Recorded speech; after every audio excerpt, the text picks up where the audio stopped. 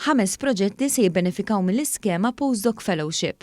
Din l-iskema li kienet nediet is-sena li għaddiet b'kollaborazzjoni bejn il-Gvern, l-Università ta' Malta u l-Kamra tal-Kummerċ, l-Intrapriżi u l-Industrija kienet miftuħa l studenti li gradwaw b'dottorat biex jingħaqdu ma' negozji lokali biex iwettqu proġetti ta' riċerka mal-industrija.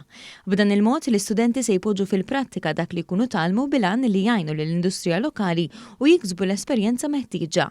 Din l-iskema kienet tammonta għal 300,000 euro kull proġett se jieħu massimu ta' 60,000 euro.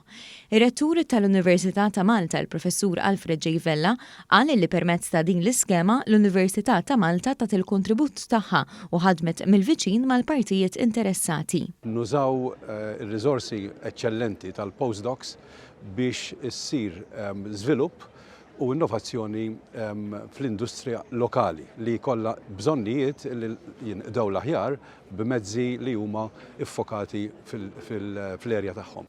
Il-kap eżekuttiv tal-Kamra tal-Kummerċ Marta Sportelli qalet li l-Kamra tal-Kummerċ ilha taħdem għal skemi ta' dan it-tip kollaborazzjoni mal-Università u għalhekk huma kuntenti li llum qed jiġu ppreżentati il-fondi lil benefiċjarji ta' din l-iskema. Dan huwa pass importanti ħafna partikolarment għall-industrija u għan-negozju.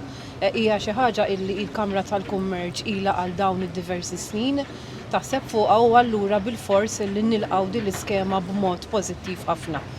Is-Segretarju Parlamentari għaż-Żgħażagħ, ir-Riċerka u l-Innovazzjoni Kita Tsupardi saħaq fuq l-importanza ta' kollaborazzjoni ta' dan it-tip bejn is-settur pubbliku u l-privat il waslet biex tinħareġ din l-iskema. U kompla jgħid li din l-iskema hija konferma tal-importanza li l-Gvern qiegħed jagħti lis-setturi ta' riċerka u l-innovazzjoni.